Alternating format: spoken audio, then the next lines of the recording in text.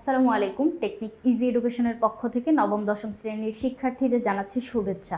আজকের পর্বে আমরা সিলেট বোর্ড 2023 সালে আসা একটা সৃজনশীল নিয়ে তোমাদের সাথে আলোচনা করব। কি বলছে দেখো তো, পি কিউ আর তিনজন বন্ধু তারা ঘুরতে বের হলে পি ও কিউ দুর্ঘটনায় আঘাতপ্রাপ্ত হয়। পি এর রক্তক্ষরণ দ্রুত থেমে যায়, কিন্তু কিউ এর রক্তের প্রয়োজন, মানে ওর হচ্ছে রক্তক্ষরণটা এখনো থামতেছে না, যার জন্য রক্ত শূন্যতা দেখা দিলে রক্ত বাইরে থেকে দেওয়া প্রয়োজন হচ্ছে। তাহলে এই যে দুর্ঘটনাটা পড়লো কে, পি আর কিউ। পি এর রক্তক্ষরণ থেমে গেছে, কিউ এর আরো রক্তের প্রয়োজন। এখন এই ওদের রক্তের গ্রুপটা দেওয়া আছে। পি যে বন্ধুটা তার রক্ত হচ্ছে তোমার এ পজিটিভ, কিউ যে বন্ধুটা তার রক্ত হচ্ছে বি পজিটিভ, এবং আর যে বন্ধুটা তার হচ্ছে এ বি নেগেটিভ। সেক্ষেত্রে কিউ এর রক্তের প্রয়োজন, তাহলে আমাদের রক্ত লাগতেছে কোনটা, বি পজিটিভ যে রক্তটা, এটা হচ্ছে আমাদের এখন মানে নেওয়া লাগবে কিউ এর জন্য।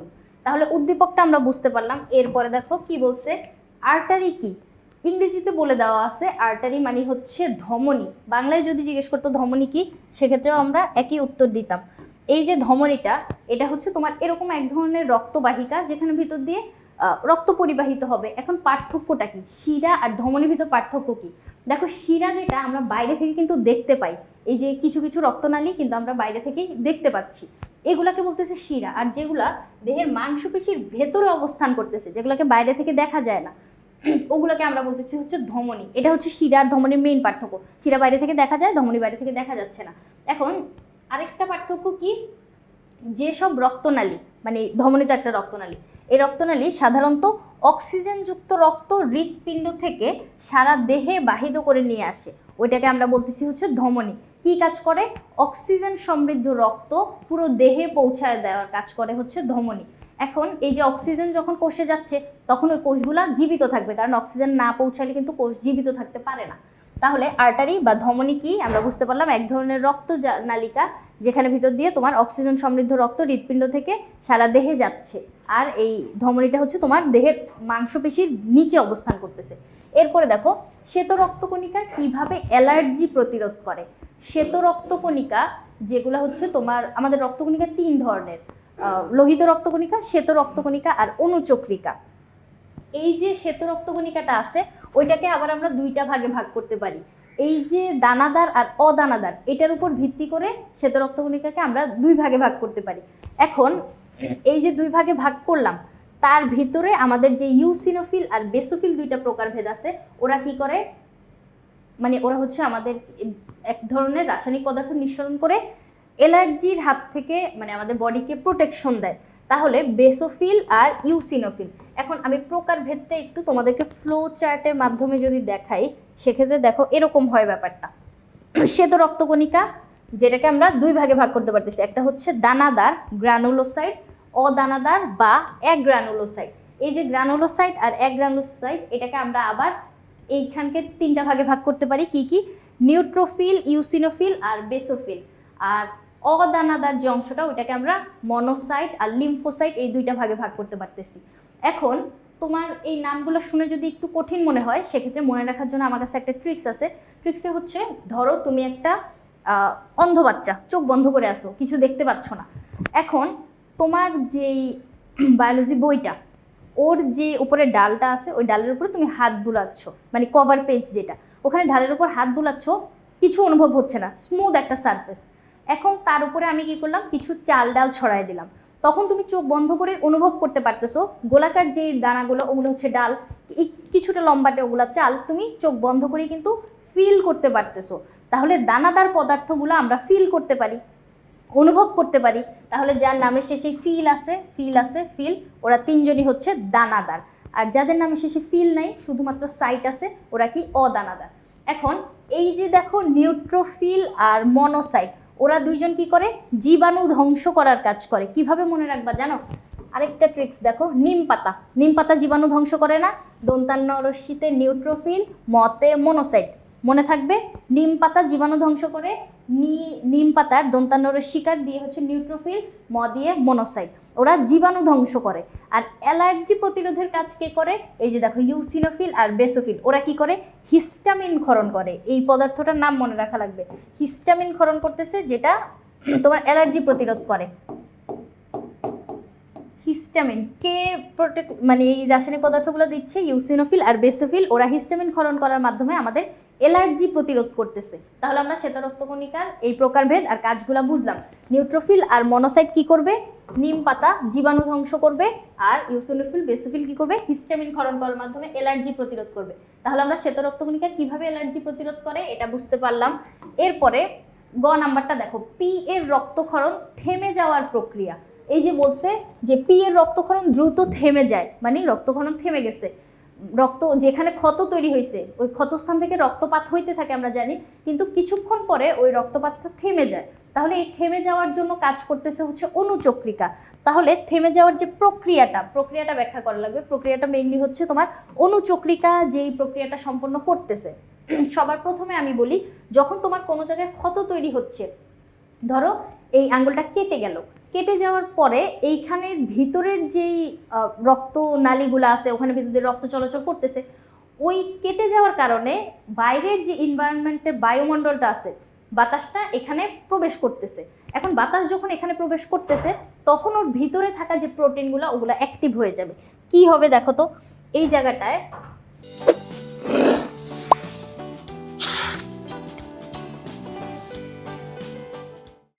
কি হইলো দেখো তো, ওই যে বাতাসের সংস্পর্শে আসার পর এই থ্রোম্বোপ্লাস্টিন কি করবে? প্রোথ্রম্বিনকে থ্রম্বিনে পরিণত করবে। বাতাসের সংস্পর্শে আসার পর থ্রোম্বোপ্লাস্টিন যে প্রোটিনটা ওইটা প্রোথ্রম্বিনকে থ্রম্বিনে পরিণত করবে। এখন এই থ্রম্বিনটা পরবর্তীতে কি করবে দেখো, এই যে এই থ্রম্বিনটা এখানে যেটা অ্যাক্টিভ হইলো, এই থ্রম্বিনটা ফাইব্রিনোজেনকে ফাইব্রিন জালকে পরিণত করবে। এই যে জালকটা বা ফাইবার বলতে আমরা কি বুঝতেছি? তন্তু বা আঁশ বুঝতেছি। এটা কি করবে? জাল তৈরি করবে। এখন এই জালগুলা তোমার যেইখানটায় চিড়ে গেছে সেই অংশটাকে কি করবে? এরকম করে তোমার জালের মতো স্ট্রাকচার তৈরি করবে, যেটা ভিতর থেকে রক্তকণিকাগুলো যাতে বাইরে চলে আসতে না পারে এই জন্য কাজ, মানে জালটা আটকায় রাখবে, ভিতরে কণিকাগুলো যাতে বের হয়ে না আসে। তখন এই জালের সাথে এসে রক্তকণিকাগুলো আটকায় যাবে, আর মানে বাইরে হচ্ছে রক্তক্ষরণটা হবে না। সেক্ষেত্রে এই যে কাজটা কার উপস্থিতিতে কি হইলো এই জায়গাটা মনে রাখা লাগবে। বায়ুমণ্ডলে বায়ুর সংস্পর্শে যখন আসতেছে তখন প্রোথ্রম্বিন থ্রম্বিনে পরিণত হইলো, থ্রম্বিন আবার ফাইব্রিনোজেনকে ফাইব্রিন জালকে পরিণত করব। তাহলে এই যে জালটা, ওই জালটাই হচ্ছে পরবর্তীতে আমার রক্তক্ষরণটাকে বন্ধ করতেছে বা মানে থামায় দিতে সাহায্য করতেছে। এখন এই অনুচক্রিকা যদি কারো দেহে খুব কম পরিমাণ থাকে, তার কিন্তু রক্তগুলা মানে রক্তপাত শুরু হইলে সেটা কিন্তু সহজে থামতে চায় না। তাহলে চলো আমরা যদি এই জায়গাটা একটু পড়ি, পি এর রক্তক্ষরণ কেন তাড়াতাড়ি হইলো, দেখবো যে এই কথাবার্তাগুলাই এখানে বলা আছে। উদ্দীপকে উল্লিখিত পি এর রক্তক্ষরণ থেমে যাওয়ার প্রক্রিয়াটি কিরকম? অনুচক্রিকার কাজ। অনুচক্রিকা হচ্ছে মানে অনুচক্রিকার প্রধান কাজই হচ্ছে রক্ত তঞ্চনে সাহায্য করা। তঞ্চন বলতে হচ্ছে থামানো। তাহলে রক্তপাতটা কমাবে বা থামাবে, এই রক্ত তঞ্চনের কাজটা বা ব্লাড ক্লটিং এর কাজটা করে হচ্ছে অনুচক্রিকা। এখন দেখো, এই যে রক্ত তঞ্চন বা জমাট বাঁধানো, শরীরের কাটাস্থান বা ক্ষতস্থানে রক্তক্ষরণ হলে সেখানে অনুচক্রিকাগুলো সক্রিয় হয়ে যায়। আল্লাহ, এই জায়গায় কেটে গেছে, এখানটা তো ঠিক করা লাগবে। তখন অনুচক্রিকাগুলো সক্রিয় হয়ে গেলে অনিয়ন্ত্রিত আকার ধারণ করে। কিভাবে? অনুচক্রিকা আমরা জানি এরকম দানাদার হয়, ওরা দানাদার অবস্থায় রক্তে ফ্লো করতে থাকে। এরপরে যখন কোথাও কেটে যায়, বাতাসের সংস্পর্শে আসলে এগুলো হচ্ছে মানে অ্যাক্টিভ হয়, আর ওদের আকার এরকম অ্যামিবার মতো মানে চেঞ্জ হয়ে যায়, আকার আর এরকম দানাদার থাকে না, অনিয়ন্ত্রিত আকার ধারণ করে এবং থ্রম্বোপ্লাস্টিন নামক পদার্থ তৈরি করে। ওই থ্রম্বোপ্লাস্টিন কি করছিল? থ্রম্বোপ্লাস্টিন রক্তের যে প্রোটিন প্রোথ্রম্বিন আছে ওইটাকে থ্রম্বিনে পরিণত করছে। একটু আগে আমি নোটে যে বিক্রিয়াগুলো দেখাইলাম, থ্রম্বোপ্লাস্টিন প্রোথ্রম্বিনকে থ্রম্বিনে পরিণত করলো। থ্রম্বিন পরবর্তীতে রক্তরসের যে ফাইব্রিনোজেন আছে ওইটাকে ফাইব্রিন জালকে পরিণত করলো। তাহলে এই কথাগুলাই আমি এখানে একটু আগে বললাম না, এই দুইটা কথা যেটা আমি এখানে বললাম ওগুলো হচ্ছে বর্ণনায় লেখা আছে। থ্রম্বোপ্লাস্টিন বাতাসের সংস্পর্শে প্রোথ্রম্বিনকে থ্রম্বিনে পরিণত করলো, তারপরে ওই থ্রম্বিন আবার ফাইব্রিনোজেনকে ফাইব্রিন জালকে পরিণত করলো। এই কথাটা এখানে বলা আছে। এভাবে রক্তকণিকা তোমার রক্ত জমাট বাঁধাইতে সাহায্য করে এবং রক্তক্ষরণটা রোধ করে। তাহলে পি এর রক্তক্ষরণ কিভাবে থেমে গেল? এই প্রক্রিয়ার মাধ্যমেই কিন্তু থেমে গেল। এরপরে আসো, পি ও আর এর মধ্যে কে কিউকে রক্ত দিতে পারবে? ওই যে কিউ এর যে রক্ত প্রয়োজন ছিল, এই যে কিউ এর রক্ত প্রয়োজন, এখন কে দিতে পারবে? দুইজন বন্ধু আছে, সেক্ষেত্রে পি কি দিতে পারবে নাকি আর দিতে পারবে? এই কথাবার্তাগুলো আমাদের জানতে হবে। এখন রক্তদান এটা অবশ্যই একটা সামাজিক কর্মসূচি। তুমি যদি কখনো কোনো অ্যাক্সিডেন্টে পতিত হও, সেক্ষেত্রে তোমার যদি রক্তের প্রয়োজন হয়, সমাজের যে কেউ যার রক্তের গ্রুপ তোমার রক্তের গ্রুপের সাথে মিলবে, সে তোমাকে রক্তদান করতে পারবে। অথবা তোমার কোনো পরিচিত মানুষ, পরিচিত হওয়া লাগবে না, সেক্ষেত্রে আমরা রক্তদান তো সমাজে আমরা সবাই একসাথে বসবাস করি, কারো প্রয়োজন হলে কাউকে আমরা দিতেই পারি। সেক্ষেত্রে তোমার রক্তের গ্রুপের সাথে যদি ওই রোগী বা যার রক্ত প্রয়োজন তার রক্তের গ্রুপ যদি মিলে যায়, সেক্ষেত্রে তুমি তাকে রক্তদান করতে পারতেছো। এখন এই যে রক্তদান করার জন্য অবশ্যই আমাদের রক্তের গ্রুপটা জেনে রাখা লাগবে। তুমি অবশ্যই তোমার রক্তের গ্রুপ কি সেটা হচ্ছে জেনে রাখবা। রক্তের গ্রুপ আমাদের 4 ধরনের আছে, এ, বি, এবি আর ও। তুমি এই 4টার ভিতরে আবার 2টা করে প্রকারভেদ আছে, কি জন্য? যে plus minus, A plus A minus, তারপরে B plus B minus, AB plus AB minus, আর ও প্লাস ও মাইনাস, এরকম প্লাস মাইনাস আছে। তাহলে রক্তের গ্রুপ এই কয়টাই। এখন কে কাকে দিতে পারবে? অবশ্যই প্লাসের সাথে প্লাস মিলা লাগবে, না হলে কি হবে, আমাদের হচ্ছে মানে রক্তের ভেতরে একটা গোলমাল লেগে যায়। এই জায়গাটা আমরা একটু পড়ি, চলো। প্রথমে যে আমরা মানে উদ্দীপকে দেওয়া আছে কার রক্তের গ্রুপ কি, এরপরে এই অ্যান্টিজেন আর অ্যান্টিবডির কনসেপ্টটা বোঝা লাগবে। এর রক্তে মানে এ গ্রুপের যে রক্তটা, এই রক্তে ক্যাপিটাল এ হচ্ছে অ্যান্টিজেন আছে আর স্মল বি হচ্ছে অ্যান্টিবডি আছে। তাহলে এ ব্লাড গ্রুপের ভিতরে আমরা কি দেখতে পাচ্ছি? অ্যান্টিজেন আছে এ আর অ্যান্টিবডি আছে বি। তারপরে বি ব্লাড গ্রুপের যে রক্তটা, সেটার ক্ষেত্রে আমরা কি দেখব? অ্যান্টিজেন আছে ক্যাপিটাল বি আর অ্যান্টিবডি আছে কি স্মল এ, যেটা স্মল এ হচ্ছে ওর অ্যান্টিবডি আছে স্মল এ।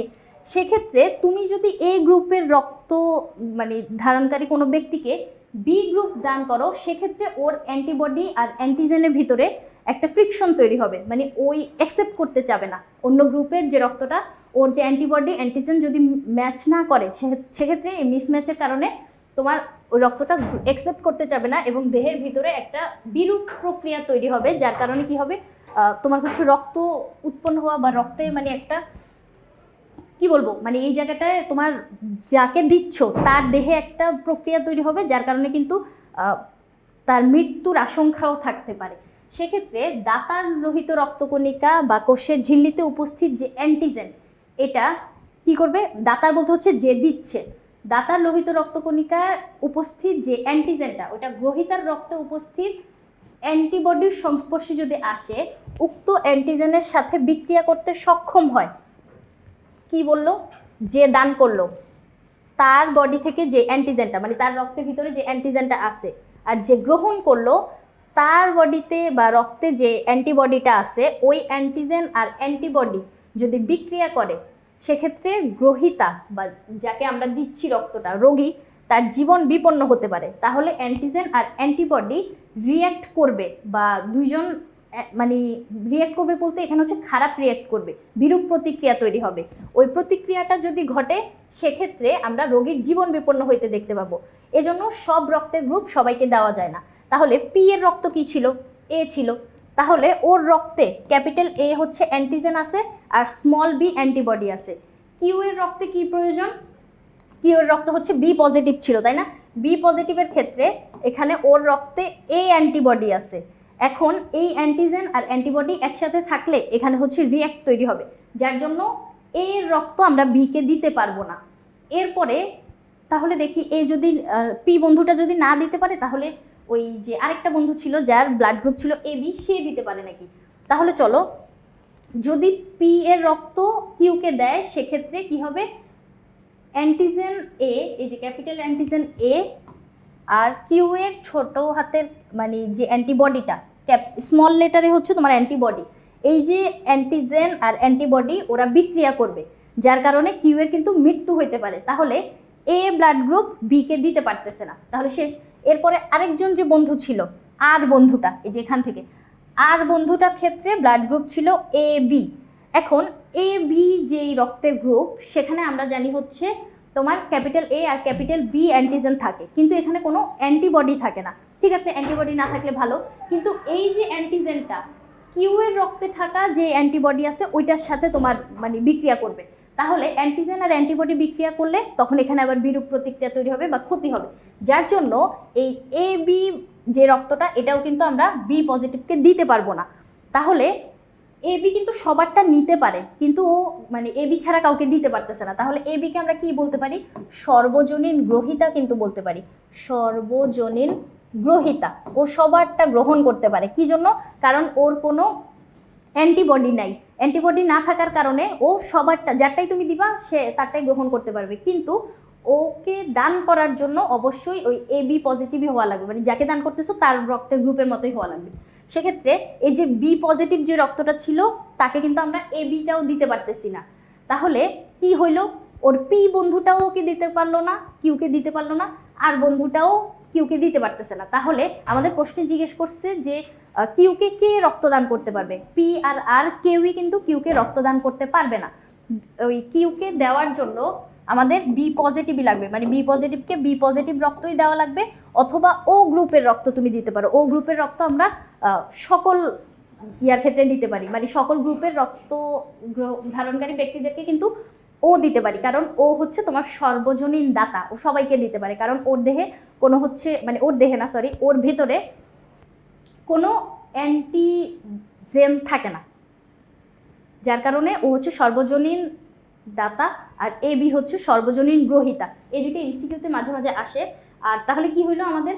আমরা ফলাফলে যে পৌঁছাইতে পারলাম যে পি ও আর কেউই কিন্তু কিউকে রক্তদান করতে পারতেছে না। তাহলে এই কথাবার্তাগুলাই আশা করি বুঝাইতে পারছি। পরবর্তী পর্ব দেখার আমন্ত্রণ রইল। ধন্যবাদ সবাই।